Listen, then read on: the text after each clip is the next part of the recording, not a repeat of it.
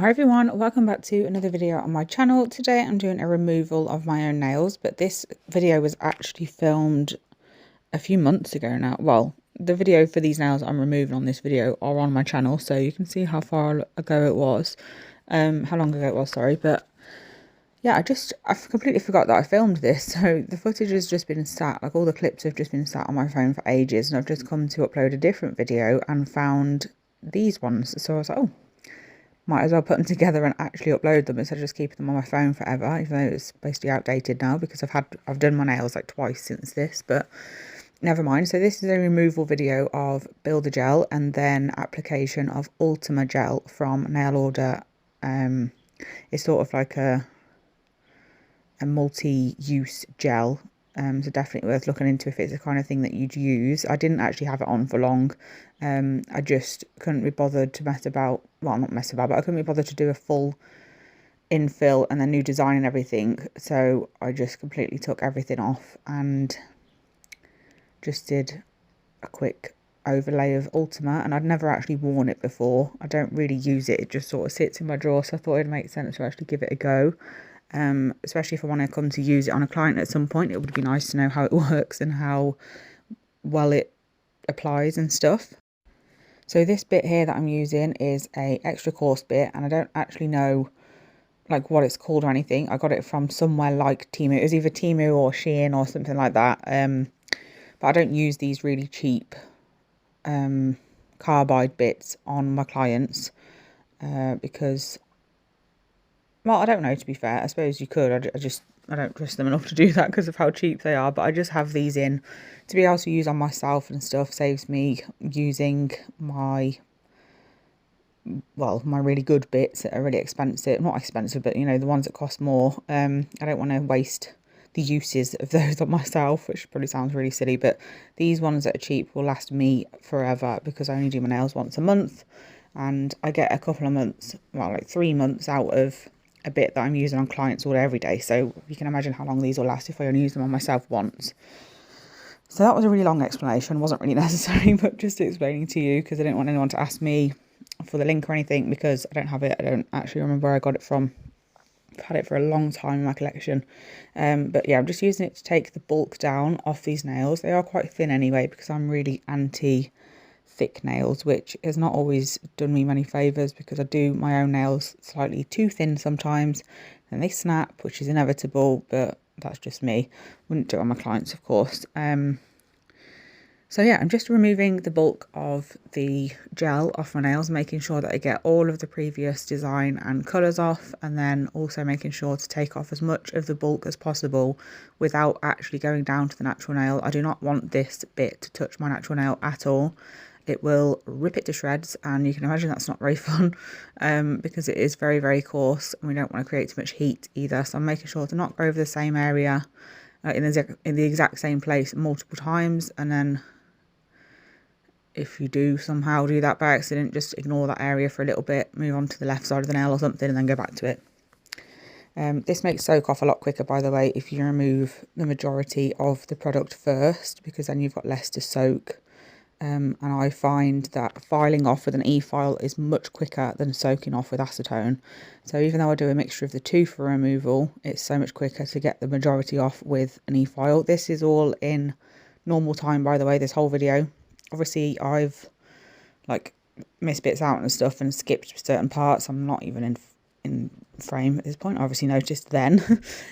But I've missed bits out and like paused when I'm messing about and stuff like that. But in terms of actually what I'm doing on camera, it's all in real time. So you can see exactly how I do things and how long it takes and stuff. So I'll just let you watch this because I'm nearly done with this hand now. And then once I've done that, I think what I usually do is go in with a cuticle bit, so I think that's what I'm going to do next. Probably won't now, just to embarrass myself. But I typically would go in with a cuticle bit now, push the cuticles back, ready for soaking. You don't really need to do that, to be fair, actually. I don't know whether I would have, actually, because I've just, now I'm thinking about it, lately I've done a couple of soak-offs because my clients are starting to obviously go elsewhere now that my maternity leave is coming up. Oh, I did do my cuticles here. So sometimes I do the cuticle work now, and sometimes I'll soak, then do cuticles. Just depends on the day. But yeah, I'm obviously doing it first this time. So I'm just going in with this ball bit. It is from Willow Academy, but I don't have a clue what it's called because it's very rare that I use it. Because like I say, I don't tend to use the same bits on myself as I do on clients, because I like to use the ones that are not as popular. Well, not as popular with me, to be honest, because I'm the one that picks which ones I want to use. But the ones that I'm not overly keen on, or that I've got an alternative that works better for me, I will tend to use those on myself just so I get use out of them and don't waste the usage of the ones that I do use on clients all the time. That was a very long-winded explanation, and I'm actually out of breath now. So yeah, I'm just going to do this, and then I will soak off with those pads that have the cotton already attached. You can of course use cut up cotton pads with tin foil. Would probably work out a lot cheaper than the foil pads, but I get these foils from Temu or Shein whenever I do an order from places like that, so they don't really cost a lot. I'm putting a blob of cuticle oil on every single nail so the acetone doesn't dry out my nail too much. So I'm just making sure I've got a blob on, and then I will go over like this and make sure that it's all spread around and my fingertips and nails are nicely hydrated, ready for how drying the acetone is. And then once I've done that, I will pop the cotton bit of my pads on here. As you can see, there's a little cotton square. I'll pop that on my pump bottle of acetone to make sure it's completely saturated, and then place it over my nail. These are a lot easier to apply on somebody else, but they're not difficult to apply on yourself. It's just a bit of an extra faff. But you just want to make sure they're nice and tight, because if the air gets done, they'll dry out really quickly and they won't have enough time to actually soak off your nails. You need the acetone to stay wet. And then once I've done that, I will soak for about 10 to 15 minutes and then take off and see where we're at. Scrape off the excess. If that's enough, I will then go into prep of the natural nail to apply my next product. Or if that's not enough, I will pop these back on, but make sure to re-dampen the cotton, because by then it'll be dry, so you need to put some more acetone on it and then give it another 10 minutes. But it doesn't usually take long if you file off the bulk of the nail before doing this step. So I'm just going to let you watch, and then of course we will be back for removal and application of Ultima.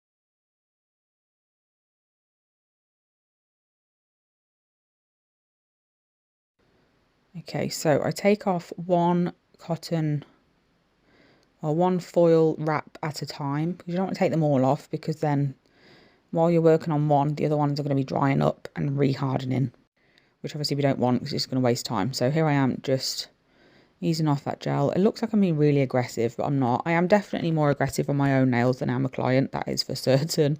But I'm just making sure to put my thumb behind the length of my nail, because I want to make sure that I've got some stability behind it to not break my natural nail or anything. So off camera, I would have just filed the natural nails. I filed them down a little bit. And I've also, what I do after actually scraping off the excess is I'll scrape off the excess, and then if there is hardly anything left on them, I will go in with my standing band and just go straight in with prep basically for the next product. If I wasn't prepping for another product, I'd still go in with a sanding band just to make, well, if there's any little bits on there, I'll go in with a sanding band. If not, there's no need, obviously.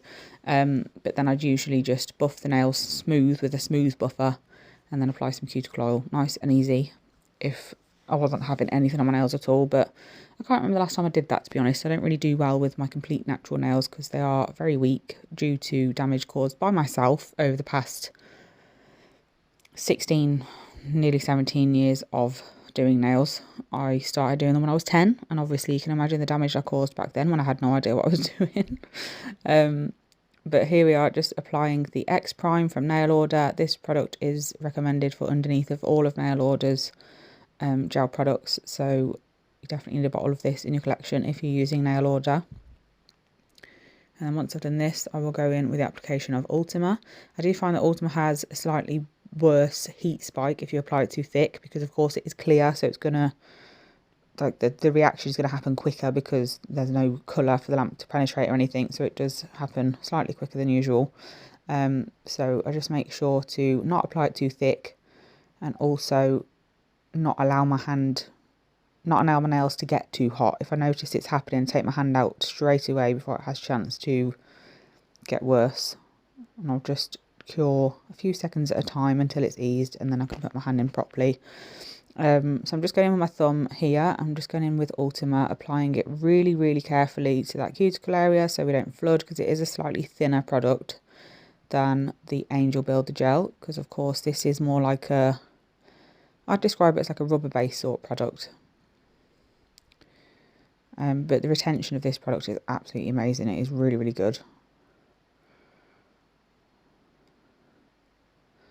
So like I said, this video was filmed a few months ago. I do actually have a client now who has this, and just this, because she's not allowed nails for work, so this is perfect for her. It's applied relatively thin, in a couple of layers, and she loves it because she doesn't get in trouble for it. Keeps her nails nice and strong, and the retention, like I said, is amazing. She's never got any lifting or anything, which is great. There's now a fly in the room. I'm very sorry if you can hear it buzzing. It's very annoying. But anyway, just applying this really gently, like I said, really carefully to the side walls and free edge and cuticle area, making sure to take care of those areas so I don't get any excess flooding or anything. I'm just applying that to all of my nails and then popping them in the lamp. And then I'm going to go in with more of like a building layer, but not as thick as I would with Builder Gel, because that is of course not what this product is. And that's when you will get the heat spike and everything. We want to make sure it's cured properly as well, so don't want to go too thick. But I'm just basically applying the same way as I did the first layer, just like a slip layer sort of thing. And then I will apply a little bit more on my brush just to get a bit of an apex, because I do have a bit of length to my nails. They don't look anything like this video now because it's been a while. They're now square, very grown out, because I last did them 5 weeks ago, so I need to do them soon. But yeah, they definitely don't look the same. So I'm going to leave you to watch the rest of this video because it was very self-explanatory. I've already explained what I'm doing, but you could just see there was a little bead on the end of my bottle. And I'm just going to apply that down here, and I'm just going to distribute it evenly, and then I can use a striper brush to maneuver it if it's not perfect, using the line of light to find out whether it's nice and smooth. But I'm just wiggling it down the nail, not going too close to the side walls because this product is thinner, so it will run. So I sort of just apply it to the midsection and then allow it to run down the sides a little bit, and then flip my nail to create my apex. But as you can see here with the line of light, it's lovely and smooth. And that is how thick it is as well. So that's the end of this video. Thank you so much for watching, and I'll be back soon with another one. Bye.